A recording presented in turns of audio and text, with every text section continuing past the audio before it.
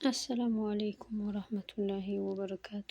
ውድና የተከበራችሁ የሹክ ቤተሰብ የሆናችሁ በሙሉ እንዲሁም የመዳም ቅመሞች እንዴት ናችሁ? ደህና ናችሁ ወይ? ሁሉ ሰላም አማን፣ ስራ ሁሉ እኔ ጋር አሪፍ ነው እላችኋለሁ። ዛሬ ያመጣሁላችሁ ሀሳብ ከመጠን በላይ ለሚጨነቅ ሰው ማለት ነው። እነሱ ሆኖ የማያስብ የማይጨነቅ የለም። ድሃውም ምኑም ያለውም የሌለውም ይጨነቃል ማለት ነው።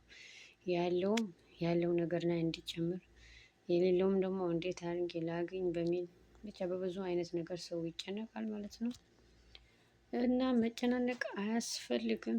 ሰዎች መዳም ቅመሞች አትጨናነቁም። ለምን መሰላችሁ?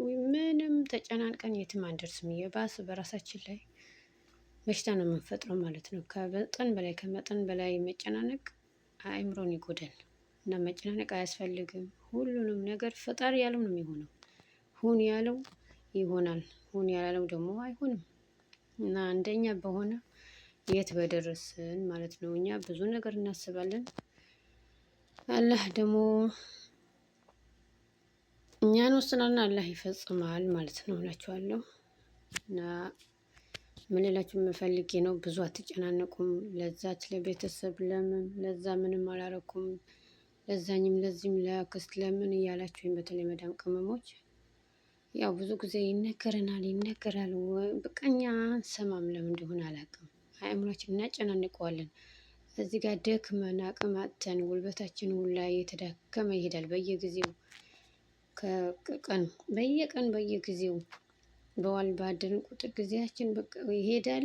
ጉልበታችንም እያለቀ ነው የሚሄደው።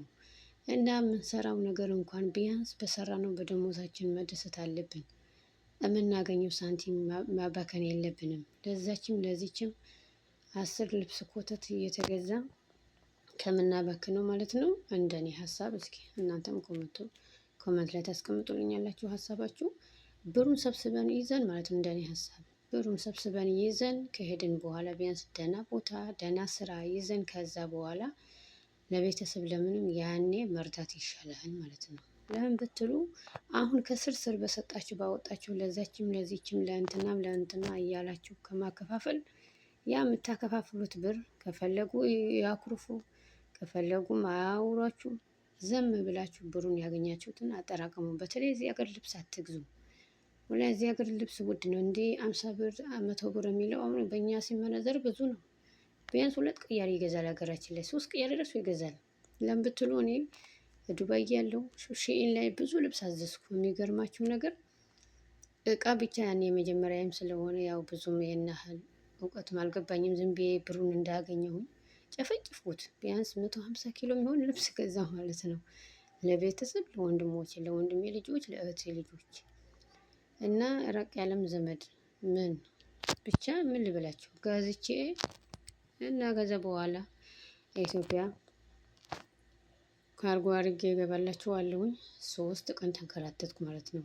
ምሳ የለም ምን የለ፣ በልቼ እገባለሁ የለም፣ በወረፋ ነው። መከራ ነው መከራ መከራ መከራ ነው የሚያሳዩት። ወላሂ ለአንዲት እቃ በዛ ግቢ በዛ ውጪ እያሉ መከራ ነው የሚያበሉት ማለት ነው። ግን ከዛ ካወጣችሁት በኋላ ለሰው ስታከፋፍሉ ገዝታችሁት ሳይሆን ሰዎቹ ጥለውት አንስታችሁ የምትሰጧቸው ይመስላችኋል ማለት ነው። ኢትዮጵያ ያሉት ማለት ነው። ምንም አያስቡም። ይሄን ያህል ብር ሳንቲም ወጣለት አይሉም።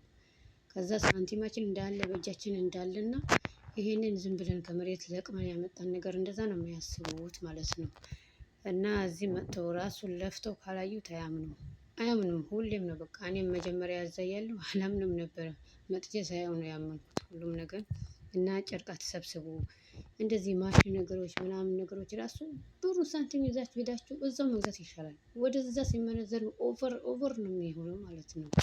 ሀገራችን ላይ እቃ ሁሉም ነገር ሞልቷል። ምንም ነገር የሌለን ይመስለናል። ኦንላይን ላይ አንዳንዴ ምንም ስንሰማ እንደዚህ ችግር ምናምን ሲያወሩ ሰው ይኖራል። እዚህ ሀገር ሳይመጡ እየኖሩ አይደለም ወይ? 4 5 6 7 ልጅ ወልደው እየኖሩ አሉ። ብዙ ቤተሰባችን አሉ ማለት ነው። አረብ ሀገር ምን እንደሆነ ሳያውቁ እየኖሩ ነው። አልሐምዱሊላህ ብሎ እኛ ከዛ እዚህ ስንሆን ሚዲያ ላይ አትምጡ እንደዚህ ይላሉ። ቆየንም ሄድንም መሄዳችን አይቀርም። አገር ነው ምንም ዞሮ ሀገራችን መግባት የማይቀር ነገር ስለሆነ የለፋንበትን ሰብስብ አንበትን።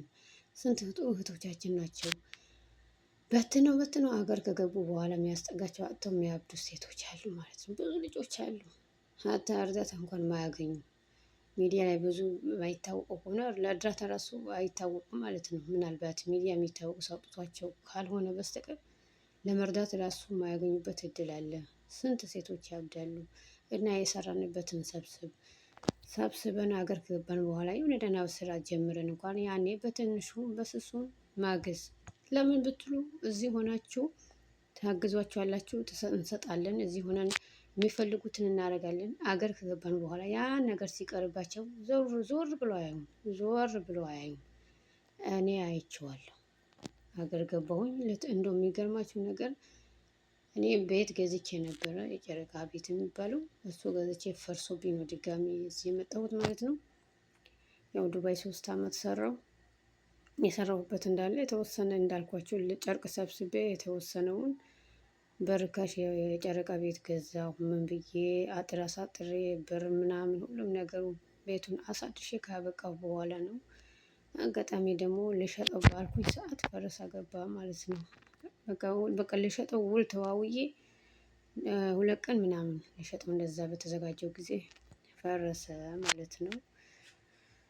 እና እላችኋለሁኝ ያው ዱባይ የሰራሁበት ማስታወስ አልፈልግም። በብዙ ስቃይ ያሳለፍኩት ነው ማለት ነው። አንደኛ ቤቱም ሳለ እኔ ዱባይ ሆኜ ነው አባቴን ወደ አሄራ ሄደው ማለት ነው። ብቻ ብዙ ነገሮች እና የራሱ በህይወት መትረፍ የራሱ አንዳንዴ እኔ ለራሴ ይገርመኛል ማለት ነው። እና ስደት ሆናችሁ የቤተሰብ ሞት አያሰማችሁ። እኔ ብዙ ጊዜ ሳለቅስ ቆይቻለሁ ማለት ነው። ሳለቅስ ቆየሁኝ። በመሀል መጀመሪያ የፋዘርን የብዙ ጊዜ ሳልሰማ ቆየሁ። ከዛ እየደወልኩ ምን ብዬ ቤተሰብ እያስቸገርኩ ለምን እንደማታገናኙኝ ብዬ በተደጋጋሚ ጠየቁ። ሊነግሩኝ አልቻሉም። እኔም ያቁኝ ጓደኞቼ በሙሉ እንዳትነግሯት እዛው የሆነ ነገር ትሆናለች ብሎ ደብቁኝ ማለት ነው። ከዛ በሆነ አጋጣሚ እኔ ጓደኛ አብራኝ መሰራ ነበረች። የእሷን ስልክ ለአንዷ የሆነች ጓደኛ የነበረች ሰጠኋት። ሰጥቻት አውሪያት በቃ እሷ ቤት የለችም ብልሻት አውቀሽ እኔ እንደሌለው አድርገሽ አውሪያት፣ እውነቱን ትንገርሽና እኔም ቁርጤን ልወቅ አልኳት። ከዛ እኔ ደግሞ አጋጣሚ ቤትም አልነበርኩኝም ከልጆች ጋር ወጥቼ ነበረ።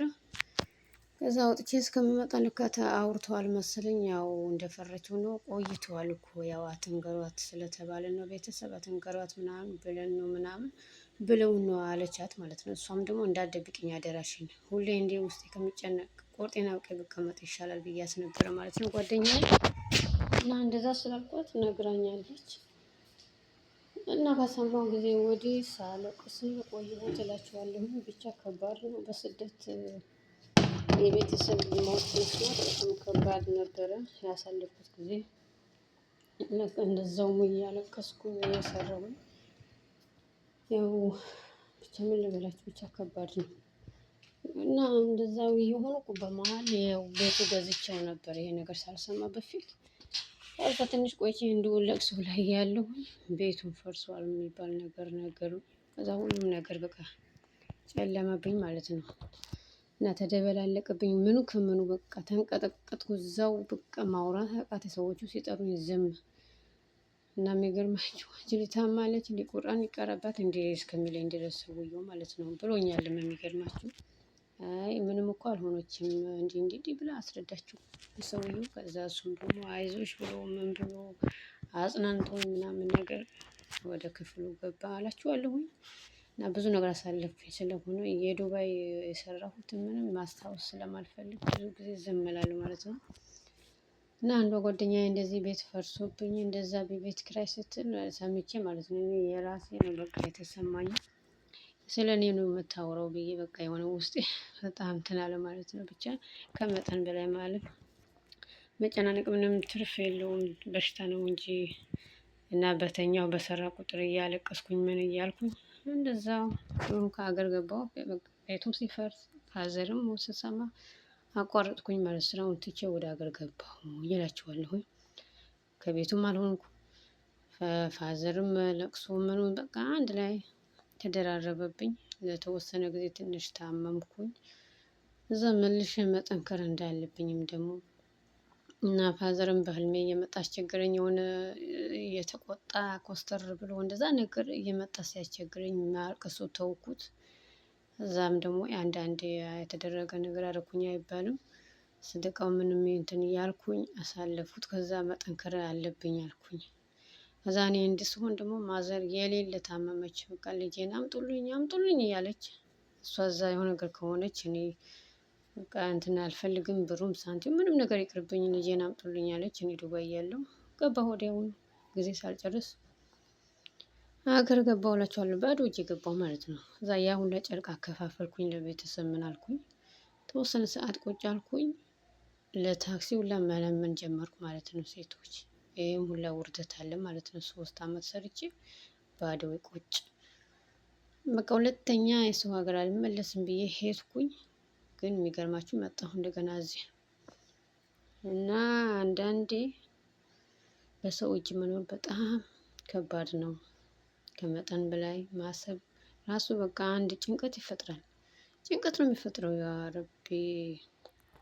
እና የዱባይ ቆይታዬ ላለማስታወስ ብዙ ጊዜ እጥራለሁ። ግን ያው አንዳንዴ ታስታውሱታላችሁ የግድም እና እጄ ባዶ ሲሆን ምንም ነገር ያ ሁላ የተደረገለት ሰው ዞር ብሎ አያይም። አንድ ነገር እጃቸው ላይ ከሌለ ደግሞ ያላቸው ይመስሏቸዋል። የሆነ ሳንቲም ሁሌም በቃ ማያልቅ የአረብ ሀገር ብር ማያልቅ ይመስላችኋል ማለት ነው። እንደዛ ነው የሚያስቡት። እና እኛ ራሳችን ለራሳችን ካላሰብን ማንንም አያስብልንም ማለት ነው። ስለዚህ የምናገኘው ሳንቲም ሰብስበን የሆነ ነገር ይዘን ስንገኝ ነው ሰው ራሱ በእኛም ደስ የሚደሰተው ማለት ነው እንጂ በእያንዳንዱን ደሞዝ እንካ እንኪ ብለን በትነን በኋላ ስንቸገር ማንም ዞር ብሎ አያየንም። ስለዚህ ለራሳችን እንወቅበት። የመዳም ቅመሞች እውነቴን ነው። አንዳንድ ሴቶች ደስ ይሉኛል፣ አንዳንዶቹ ደግሞ ለማይረቡ ወንዶች ሰጥተው ሲያለቃቅሱ በጣም ነው የሚያሳዝነው ማለት ነው። እና ለማይረባም ሰው ሰጥቶ ከማልቀስ ቤተሰብ ይበላው ይሻላል አንዳንዴ። ወይንም ሰብሰብ አድርጎ ይዞ በቃ ወደፊት አላማ የመጣንበት አላማ መርሳት የለብንም።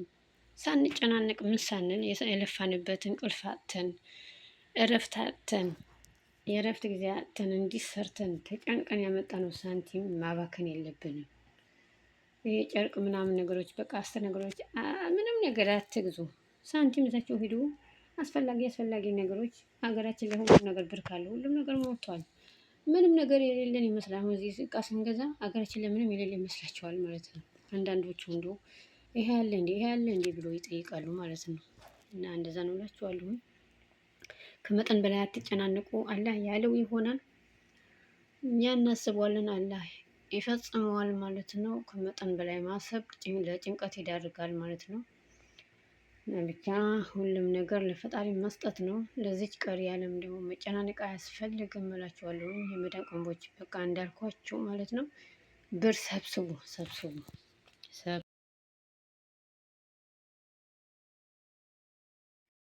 የሚወደን የሚችለው ማለት ነው። እና ከሰው ጋር መኖር የምንችለው ይዘን ስንገኝ ነው። ስለዚህ ብራችን አናባክን። እስኪ እንደው ብቻ ይከብዳል። እዚህ ስንሆን ምስኪን የሚያጫውተን ነገር ነው የማይገባኝ። ልክ በእነሱ ሂሳብ ነው የምንኖረው ማለት ልክ እንደነሱ እነሱ እንደፈለጉ ስለሚበትኑ ያው ስላላቸው ይበትኑታል። እነሱ መብታቸው ነው። አሁን ቢያወጡት አሁን ያገኛሉ። እንደዛ ስለሆነ ከእነሱ ጋር መፎካከርም ከእነዚህ ሀገር ሰዎች ጋር ተመሳስለን መኖር የለብንም። ልክ እንደ ሀገራችን መኖር ያለብን እላችኋለሁ። ሀሳብ አስተያየታችሁ ኮመንት ላይ ጻፉልኝ። መልካም ጊዜ